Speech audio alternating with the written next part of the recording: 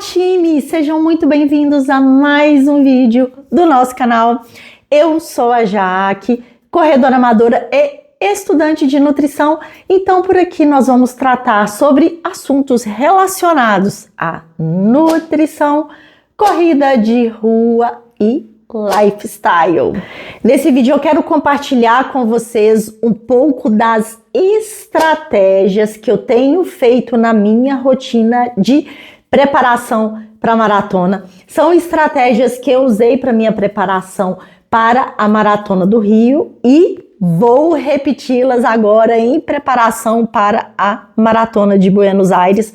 Para mim, eles são os principais pontos de atenção e, claro, tem me ajudado a me recuperar bem entre uma sessão de treino e outra e seguir evoluindo. E quando a gente fala de treinar para uma maratona, é claro que o treino específico, o treino de corrida, a planilha é o principal pilar. Mas para sustentar esse pilar, a gente tem vários outros que demandam, sim, cuidado e energia da nossa parte para a gente conseguir se recuperar e seguir evoluindo. E agora eu vou falar com vocês um pouquinho sobre cada um deles. Primeiro ponto, e eu assumo que para mim é um dos mais difíceis, que é sono de qualidade. A nossa rotina ela é tão corrida e tão exigente que muitas das vezes, muitos de nós, para a gente conseguir entregar tudo o que a gente precisa ali no decorrer do dia, o que a gente acaba fazendo? Sacrificando o nosso sono. Quando a gente fala de um adulto, normalmente, para esse adulto performar bem, precisa de 7 a 8 horas de sono. Agora, gente, me conta, quantos de nós conseguem bater aí entre 7 e 8 horas de sono diárias? Pois é, quase nenhum de nós. Quando a gente fala principalmente da prática de esportes, priorizar uma boa noite de sono vai ser essencial para o nosso desempenho e para a nossa recuperação muscular. Uma das maiores mudanças que eu fiz na minha rotina de sono foi, de fato, me obrigar a ir para a cama um pouco mais cedo e aumentar essa janela de sono. E um outro ponto também que eu estou tentando trabalhar, mas confesso assim que é muito difícil, é porque depois das 18 horas, depois que a gente encerra, né, o trabalho ali do horário comercial, muitas das vezes eu venho para o escritório para poder estudar, para poder fazer uma prova, para produzir algum conteúdo. Então, muitas das vezes, ali próximo do horário de ir me deitar, onde eu já deveria estar desacelerada, mais tranquila, usando menos tela, com menos estímulo, né, auditivo e visual, ainda estou trabalhando e às vezes assim pressionada pela pressa de entregar alguma demanda, e isso sim pode prejudicar o sono, porque você ainda vai para a cama muito acelerado, o que pode fazer com que você demore um pouco mais a pegar no sono, tá? Então, quando a gente fala de sono, algumas estratégias que podem ajudar bastante: dormir entre 7 e 8 horas de sono, ter um horário para se deitar e um horário para levantar, ou seja, você vai regular esse ciclo circadiano. Assim que você se levantar, abrir as janelas de casa para entrar a claridade, o seu corpo entender que já está de dia, já é hora de acordar, é hora de começar a produzir. E da mesma forma ali, mais próximo do horário de sono, começar a desacelerar, diminuir o uso de telas, não assistir nada que te deixe muito estimulado na televisão, ou mesmo, né, no computador, enfim, no celular, e passar a adotar ali, 1 hora antes do sono, algumas atividades que possam te relaxar um pouquinho mais.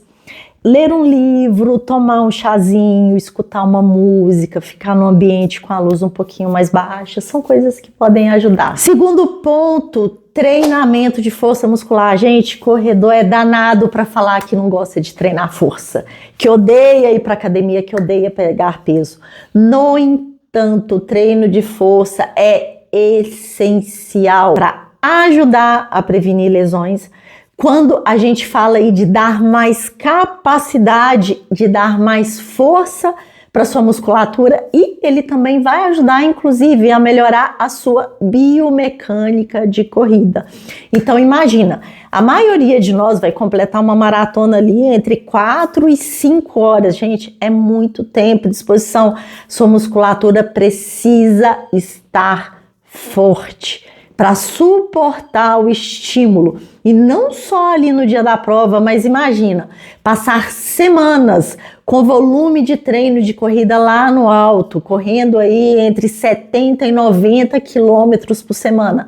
A sua musculatura precisa ter capacidade para suportar, porque senão você pode sim vir a se machucar e sair do jogo ali mesmo durante o treinamento. Hoje eu faço na minha rotina 3 treinos de força por semana. São treinos que duram em média de 1 hora e eu trabalho todos os grupos musculares no mesmo dia. Sempre começo ali a minha ficha com algum exercício para core, né, para a parte do abdômen, que seria mais para um aquecimento. Depois passamos para específico, né, de membros inferiores, pernas, então agachamento, deadlift, afundo, passada, cadeira flexora. E mais para o finalzinho do treino, algum estímulo também para os membros superiores. E, além de corredor treinar força, corredor também precisa treinar membros superiores.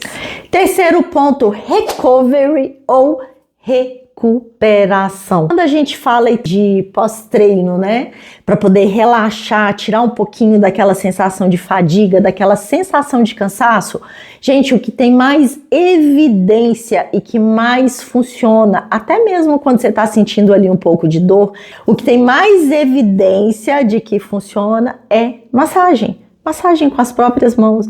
Você mesmo pode fazer ou pedir alguém para fazer para você. Além da massagem com as mãos, tem aquelas botas que inflam, sabe? Você veste a bota, ela simula uma massagem nas suas pernas. Tem a pistola que também vai ajudar, dá para fazer uma massagem bem legal com a pistola. E, gente, uma coisa super simples e básica é um rolinho de liberação miofascial. É um rolinho que você deixa esse rolinho no chão e vem com o seu corpo, né, deslizando por cima desse rolinho, que também é uma excelente estratégia, e o rolinho é o que eu mais uso na minha rotina. Eu faço basicamente, gente, todos os dias antes de treinar e na hora que eu volto do treino, ali coisa de 10 minutinhos, principalmente nos pontos onde eu tô sentindo um pouquinho mais de incômodo.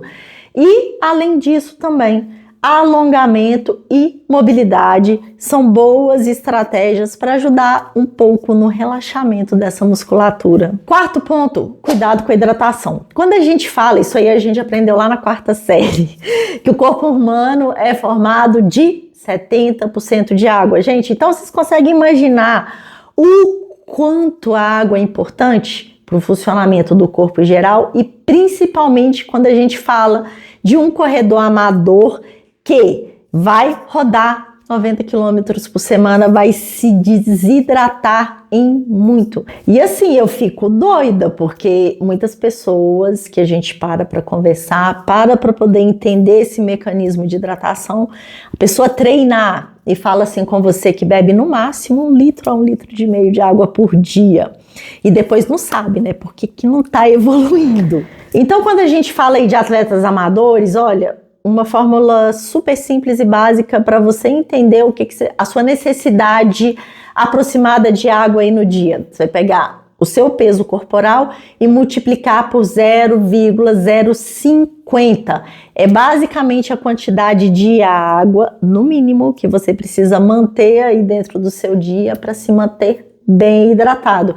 Hidratação não é só no dia anterior da prova ou na hora da prova. É uma coisa que a gente precisa cuidar e manter diariamente. 5. Suplementação com carboidrato. Gente, o danado do carboidrato é visto como um vilão. Então as pessoas, principalmente quando a gente fala aí de emagrecimento, porque o pão é vilão, porque o macarrão é vilão, porque o arroz é vilão. No entanto, quando a gente fala especialmente de corrida de rua, quando a gente fala de provas com longo tempo de exposição, o carboidrato se torna um nutriente muito essencial. Por quê? O carboidrato é um nutriente que o nosso corpo mais rápido converte em energia. Então, quando a gente fala de consumo de carboidrato, o nosso corpo armazena esse carboidrato de 3 maneiras. Uma maneira, uma parte desse carboidrato fica na nossa corrente sanguínea para utilização imediata. Uma parte desse carboidrato vem para o músculo armazenado como glicogênio muscular.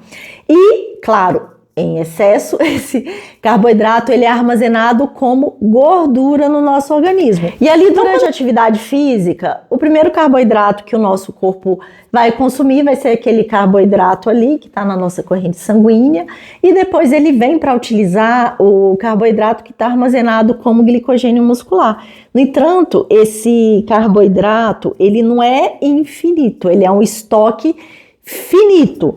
E aquele carboidrato ali que está armazenado como gordura, o nosso corpo não utiliza tão bem, de forma tão rápida para disponibilizar energia. Então, quando a gente fala de treinos longos, de provas de longa duração que passam aí de 1 hora de exposição, a gente precisa repor esse carboidrato para garantir que o seu corpo tenha energia rápida. Então, quando a gente fala de treinos e provas de longa duração, quando passa aí mais ou menos de 60 minutos de atividade, é super recomendável que a gente ingira, que a gente coloque mais carboidrato, para a gente poder garantir energia rápida para o nosso organismo, evitar que o nosso organismo deplete completamente aquele glicogênio muscular que está armazenado, e sendo que dessa maneira a gente vai conseguir garantir ali uma performance durante essa atividade, né? Que não aconteça o tão temido bater no muro, que é quando o corredor quebra, que é quando o corredor não tem mais energia para poder continuar, para poder dar seguimento ali na prova. E como que a gente consome esse carboidrato durante um treino, durante uma prova? Então, a forma mais prática e simples é através do uso do gel de carboidrato. Ele vem num sachêzinho, super fácil de abrir. Ele vem no formato de gel, é fácil de ser deglutido, né? E como ele também já está no formato líquido, é mais fácil também para o seu intestino absorver. No entanto, é uma coisa que precisa ser testada entre os corredores, porque nem todo corredor se adapta bem com o gel de carboidrato. Podemos usar banana, bananinha, doce de goiaba, rapadura, mel, são algumas das opções. No entanto, às vezes o que pode dificultar um pouco, porque o corredor ele está ali em esforço, muitas das vezes ele está ofegante.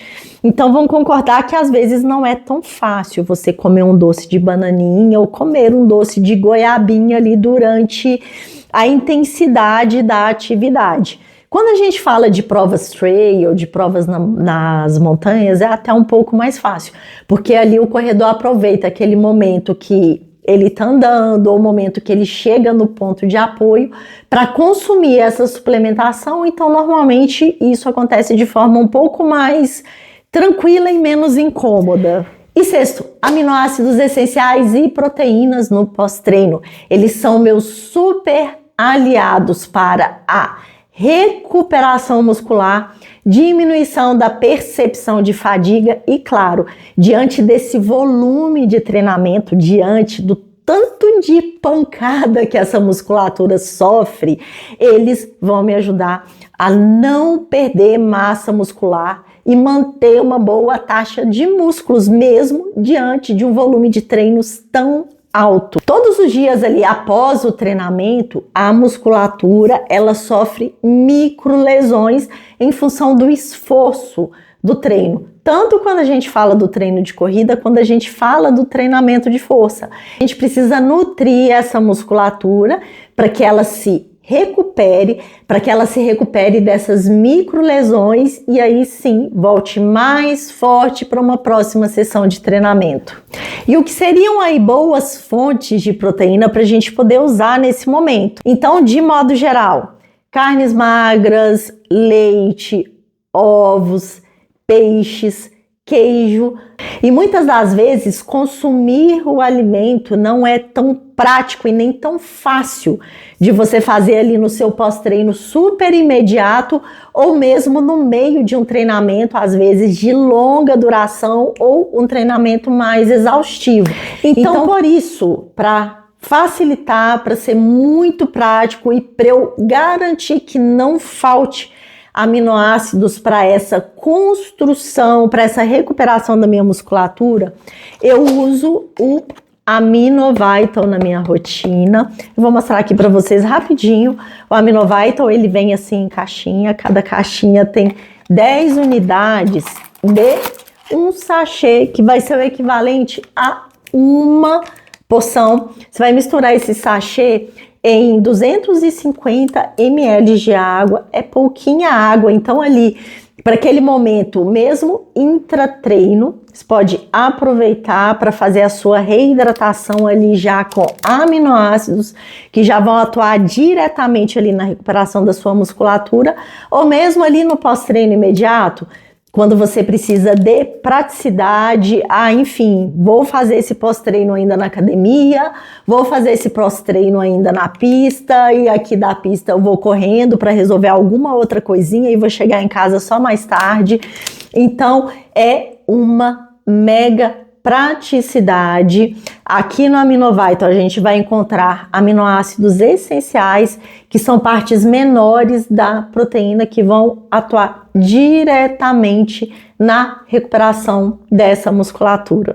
Eu vou deixar o site da Aminovital na descrição do vídeo, então corre lá no site, garante o seu, experimenta e depois me conta. Então, se você busca evolução dentro do esporte de corrida de rua, que seja correr mais rápido, que seja correr distâncias maiores, lembre-se sempre disso, que o que você faz fora das pistas, ou seja, o que você faz ali fora do seu treinamento específico de corrida, também vai contar em muito, que seja para a sua evolução, fazer com que você chegue a esse objetivo mais rápido, ou então, de fato, atrasar essa evolução. Porque se você não cuida do sono, se você não se hidrata bem, se você não se alimenta bem, se você não tem o cuidado de dar uma demanda de proteína para o seu músculo se recuperar, você consegue entender que você está jogando contra e atrasando cada vez mais ali a sua evolução ou ficando cada vez mais distante do seu objetivo? Então,